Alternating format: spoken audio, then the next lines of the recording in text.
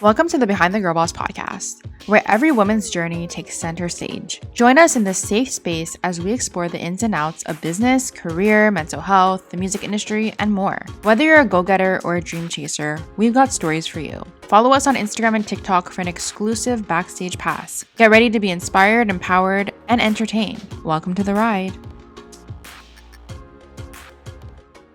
Hey everyone, what's up and welcome back to the podcast. Hello, hi. I hope you guys are enjoying the episodes being back, and I have my friend Jordan editing now.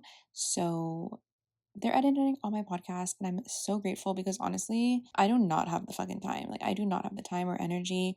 If you don't know, have my own business and I do video editing, podcast editing, and social media management. So having to edit everyone else's podcast and my own was just too much. So I finally hired them and they're great and they're doing such a good job and I'm so happy because it's like I love the podcast. I love having like these conversations and meeting all these people. But after like talking with someone for an hour, like I don't want to go back and like re-listen to the conversation and edit things out and like hear my voice, you know? So having someone edit now is just great and amazing and I'm just so happy. So that's a little something. So let's jump into our mantra of the day. And today's mantra is I attract wonderful people into my life. I feel like I've had the chance to meet such amazing, beautiful souls over the past like few years. And I just feel like I've manifested like the right people into my life, like my two best friends, like my closest friends at the moment. Like I swear to God, like I manifested them somehow. I don't know how, but I did. And I'm just like so freaking grateful that like they're in my life and that I have them. And yeah, so I attract wonderful people into my life. I'm so excited for today's episode, guys. This is actually a repeat guest. We're having bree-on-uh back on the podcast. Bree-on-uh is a musician and she's dropping an EP called Overkill on June 13th. When you're listening to this, it's literally like 2 days away and I'm so excited for you guys to hear it and I'm so excited to hear it myself. We spoke all about what it was like writing this EP, bringing it to life, the struggles, the personal messages in the songs, and what her favorite song is, and what song was most complicated to write. This was such a fun conversation. I really, really enjoyed it, and I hope you guys do as well. Don't forget to go stream Overkill on June 13th, and I hope you guys enjoyed this episode. Hey everyone, what's up, and welcome back to the podcast. So today we have Bree on, and Bree actually was already on an episode before, so you should definitely check that one out. But do you want to start off by telling us a little bit about yourself, who you are, what you do? So my name is bree-on-uh. I am an alternative pop recording artist from New York, and I have an EP coming out, and yeah, that's what I do. Yeah, I'm excited to dive into all that with you. Before we do that, I like to do a little hot tea segment. We might have done the same questions before, but who knows, maybe things have changed. But you live in New York right now, but if you could pick up and move anywhere right now, where would it be?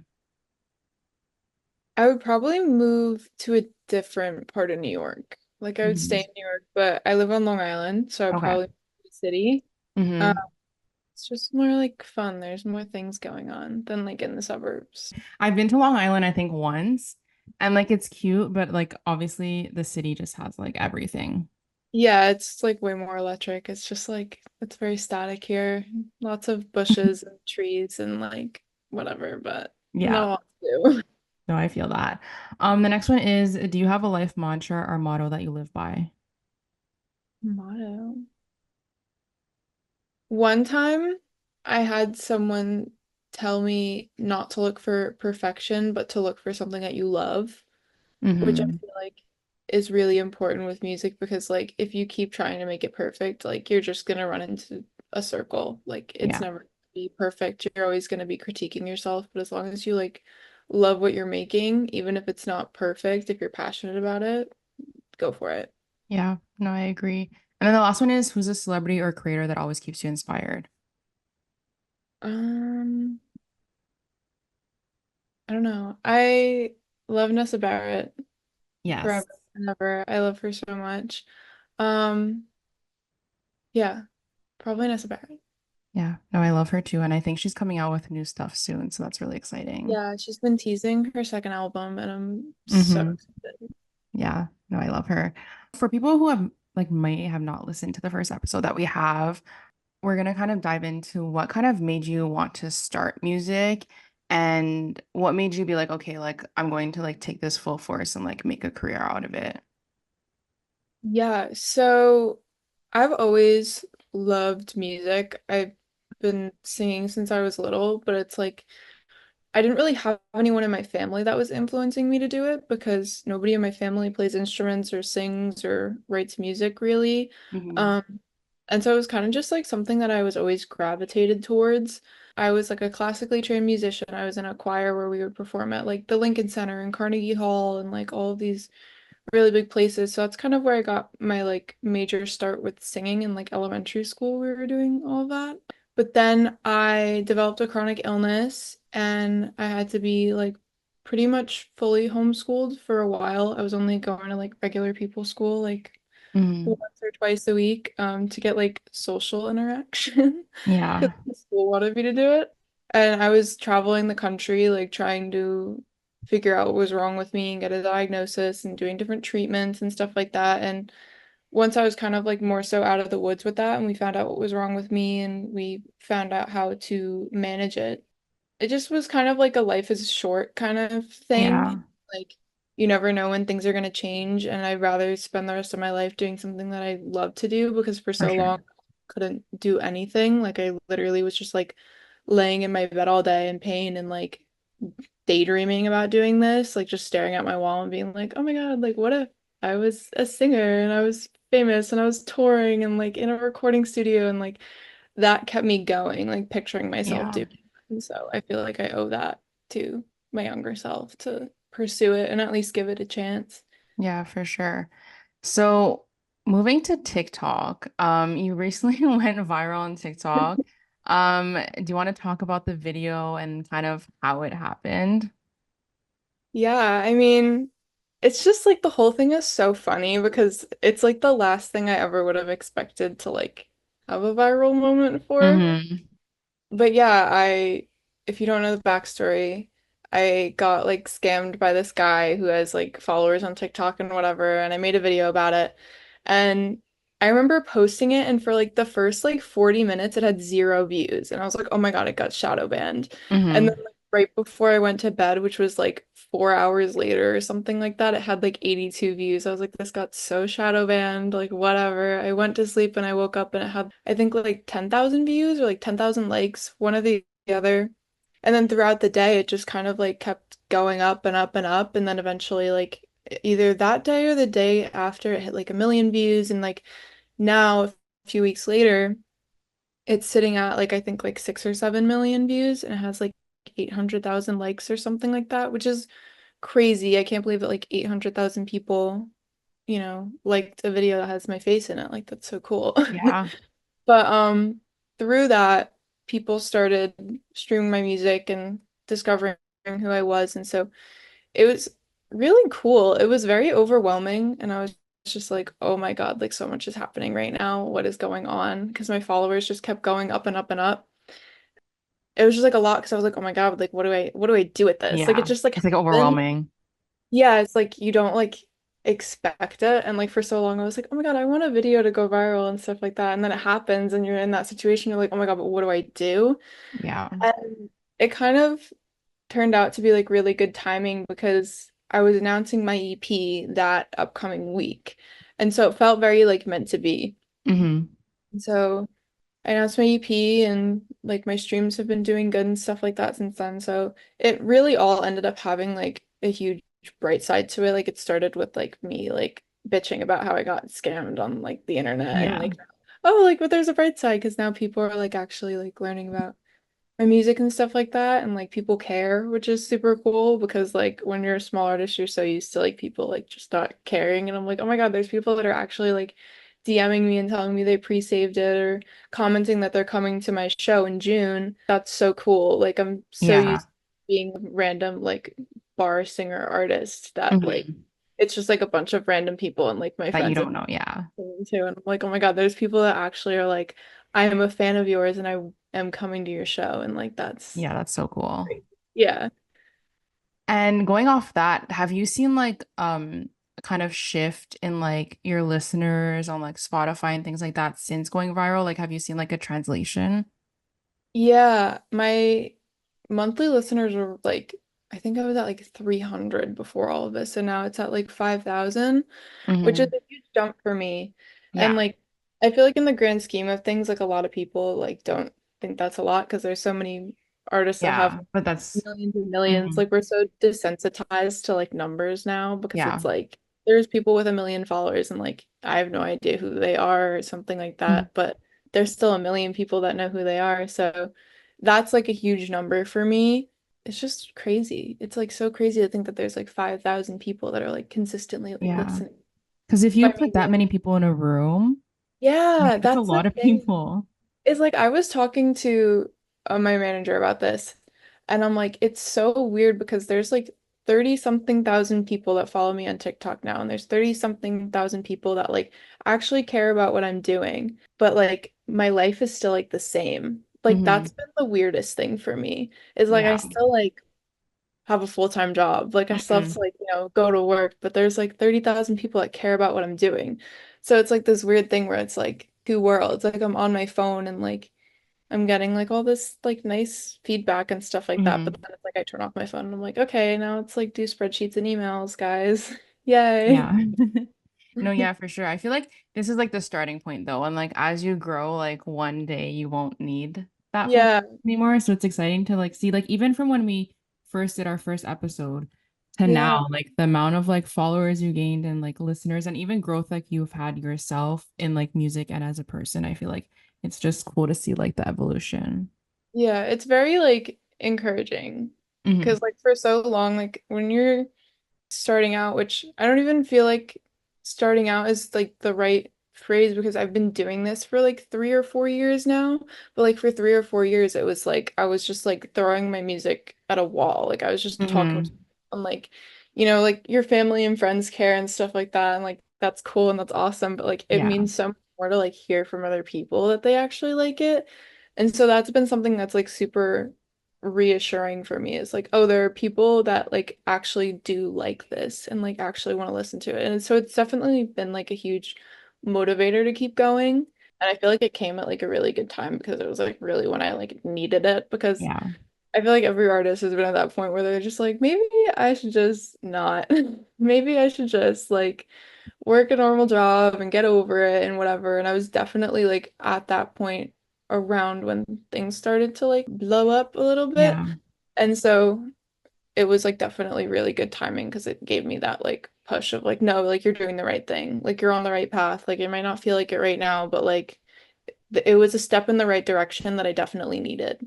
Hmm. Yeah, no, for sure. And talking about your EP, you have a new EP called Overkill coming out June 13, which is 2 days after this episode goes live. So can you tell us a little bit about the process of creating this EP?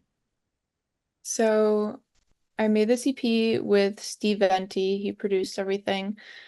And I feel like every song is just like so different, but in like such a weird way where like they're all like somewhat cohesive, but they all have like a different flair on them, which I really like. It's not like you're listening to like the same song over and over again. And so like you kind of get like a different taste with every song. I feel like as far as my writing process for this EP, like it was so different. I used to be like the kind of person that would like completely write a song like in its entirety in my room and then like take it to a producer and then be like, okay, like this is how I want it to sound and let's do it exactly this way.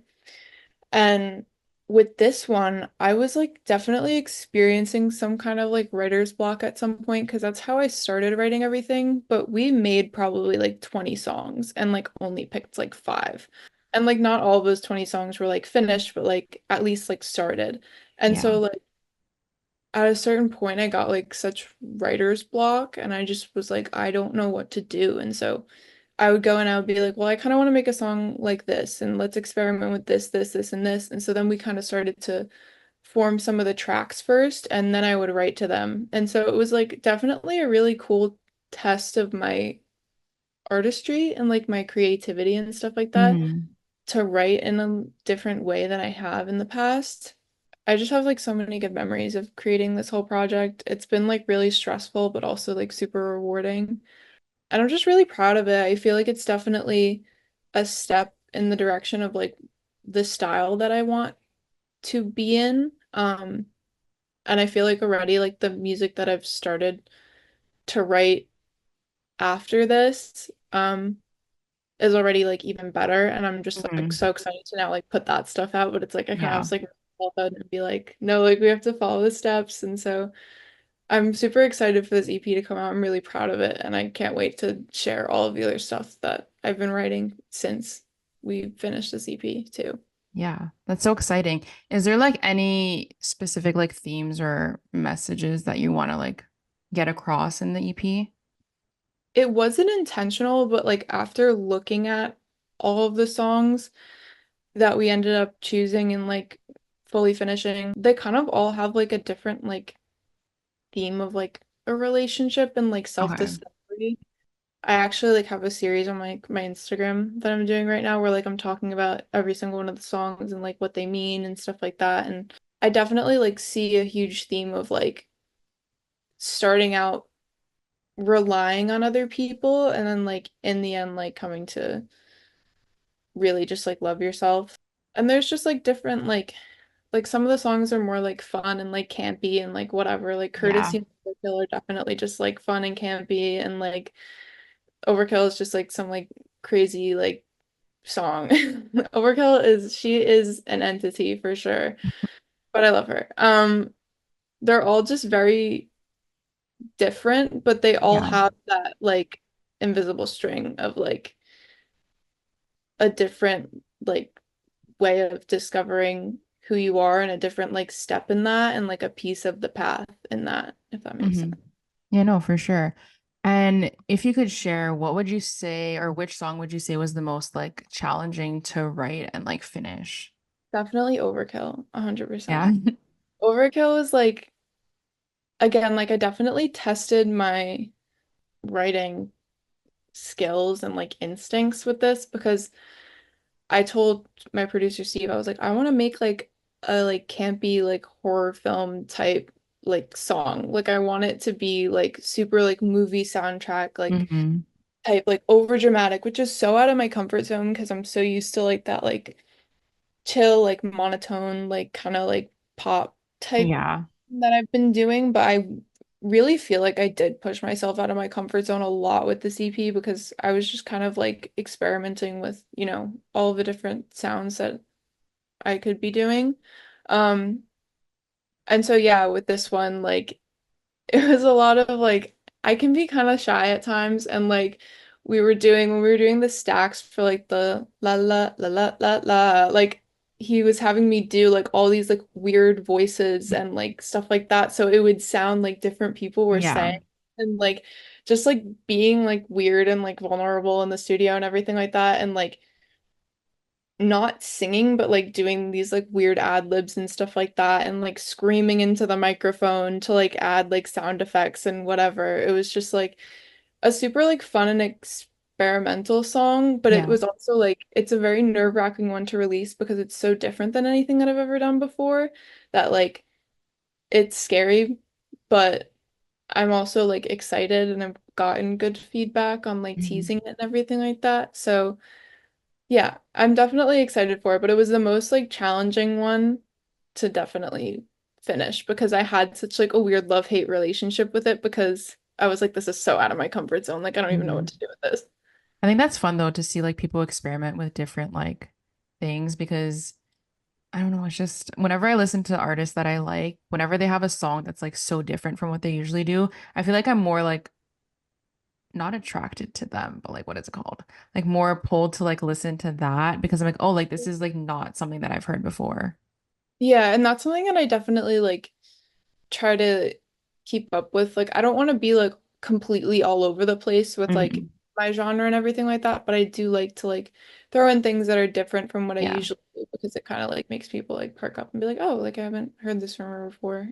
Hmm. For sure. Because you said you had like many songs and you had to narrow it down. How do you like kind of go through that process? Do you like cut some and then cut more and more? Like, how does that work? I kind of like know instantly when a song just doesn't feel right. Like Mm-hmm. if a lot of those like 20 songs, like none of them were actually like fully finished. It was like either like I wrote like the whole thing and I had the whole melody and everything like that, and then I just kind of decided that it wasn't like the right song to make at that point. Or like we were in the studio and we were messing around with different like beats and samples and stuff like that and different like guitar riffs and whatever, and like it just you kind of like automatically know like this just isn't like clicking for me. And so all of the ones that got fully finished and mixed and mastered are the ones that I was definitely like, okay, like I like this. Like I feel good about this. And even though like like we were talking about earlier with Overkill, like I was unsure of it, I was like I still feel like it feels like right, you Mm-hmm. know? Like it's like supposed to be part of it. So I have like hundreds and hundreds and hundreds of songs, like either like half written or just like random verses and choruses and stuff like that in my notes.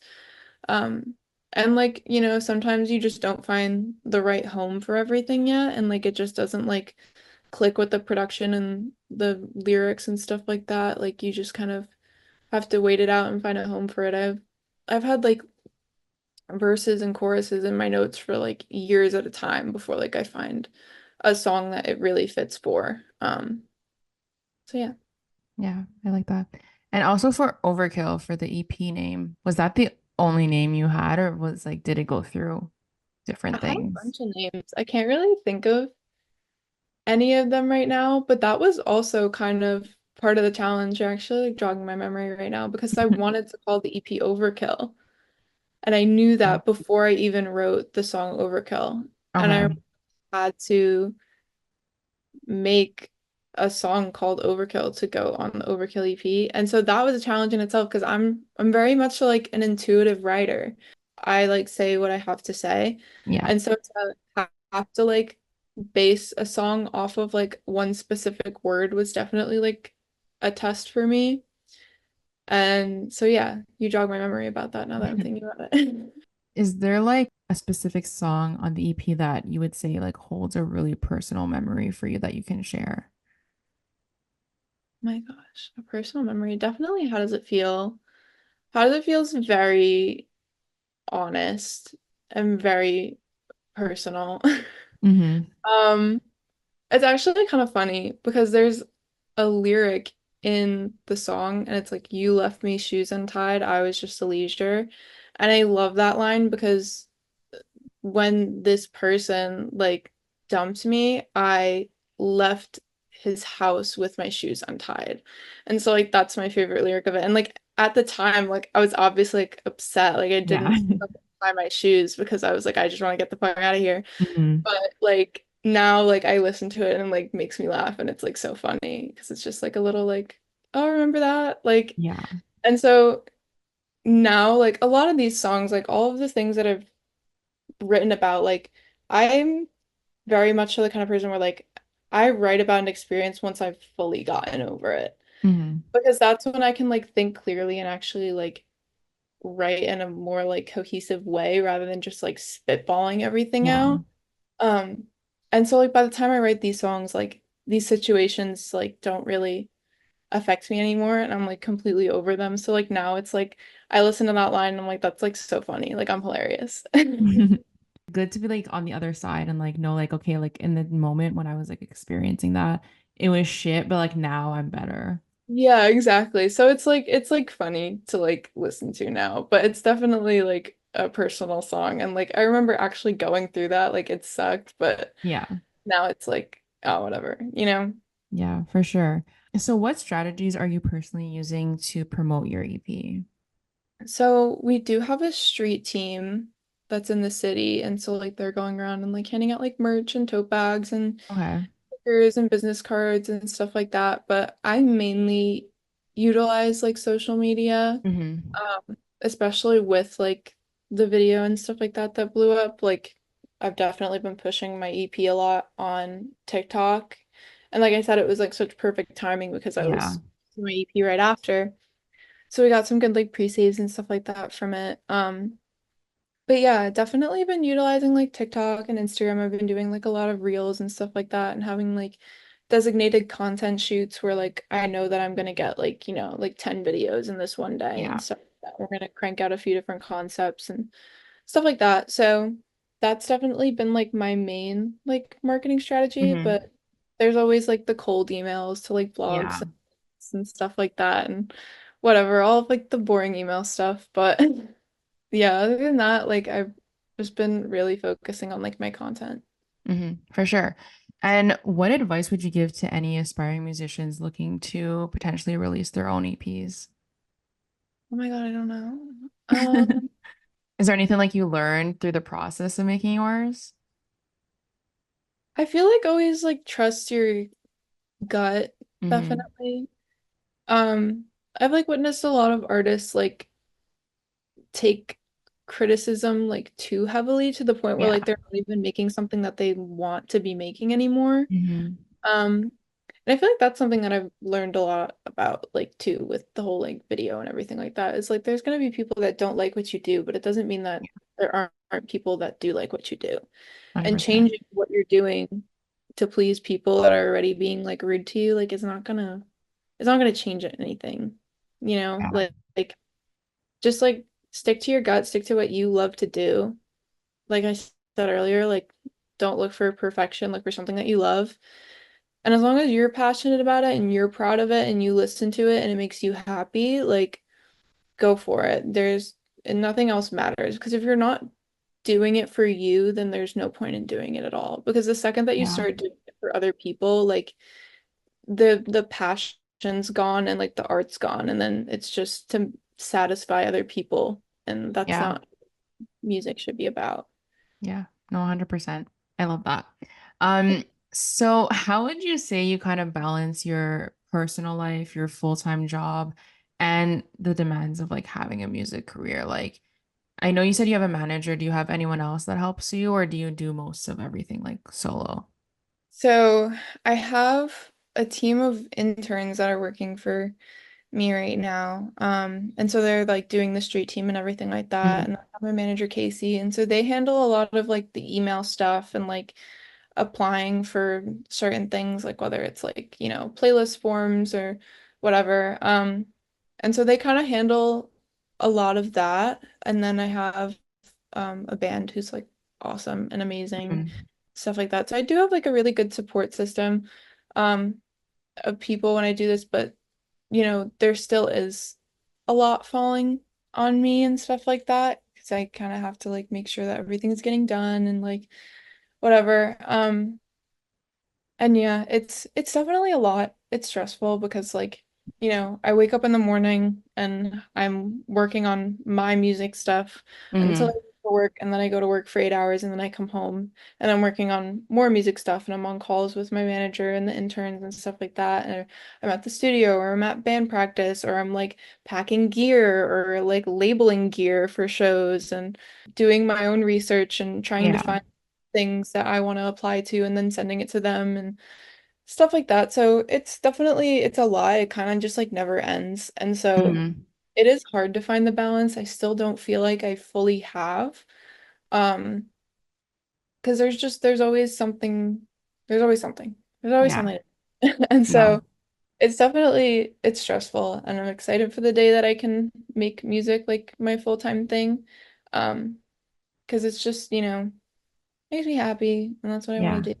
And so it's definitely stressful. It's a lot. But I'm very lucky to have like people to help me out because like even just a few months ago I didn't and it was literally Mhm. every single aspect of it was on me. And even now like I have all this help and it still feels like so much. I have no idea how I did it like by myself Yeah. at all. But yeah, having people to, support and like help on the back end and everything has been like such a blessing. But there's still always things that have to get done, so 100%. Well, that's all I had for you today. So thank you so much again for coming on. But before you leave, can you shout out your socials where people can find you and where they can stream your new EP? so you can follow me on Instagram at bree-on-uh. It's BreeOnuh. Same thing for TikTok. And then Twitter, I think is bree-on-uh1. And then you can find me on Spotify, bree-on-uh. My EP comes out on June 13th. You can pre-save it now. And I also have a huge show in Brooklyn that we're doing on June 15th, and it's the EP Mhm. release show. We're gonna have two awesome openers, and it's gonna be a super fun, awesome, insane, amazing show with my awesome, cool, talented band. So you don't want to miss it. If you're in New York, be there. Yes, and hopefully you do more shows soon so I can come to one. Yes, I literally I want to tour so bad. I'm like literally anyone take me on your tour as an opener. Like I will do Yes. literally anything. I Yes. If just want to anyone's listening and they need an opener. yeah, if anyone's listening, Nessabar, I know you're releasing an album. Take a Yes. chance. Oh my God, that would be iconic. Oh my God, like literally my dream. Like I am manifesting that so hard that like one day Nessa, Madison Beer, like Yes, Isabella Rosa, like Madison. all my like pop girls, like literally anyone, take me with you. Like I'm there. I'm there. My bags are packed. Like Honestly, it's gonna happen, and then we'll come back to this. yes, we'll come back to this in a year and I'll be like, oh my God, I just Yes. before and it'll be great and amazing. Yes, I love that. Well, thank you so much again. Thank you for having me. I had so much fun. Thank you guys so much for listening to this episode. I really do hope you guys enjoyed it. If you did, don't forget to go follow Brianna on all her socials. Go show her some love. Go stream Overkill on June 13th. And if you want to follow me, please don't be shy. You can follow me either at Behind the Girl Boss or at It's Amanda Wan. You can check out my YouTube channel, It's Amanda Wan. I post sometimes on there. And yeah, don't forget to review the podcast, leave a rating, and I will talk to you guys next time. Bye, guys.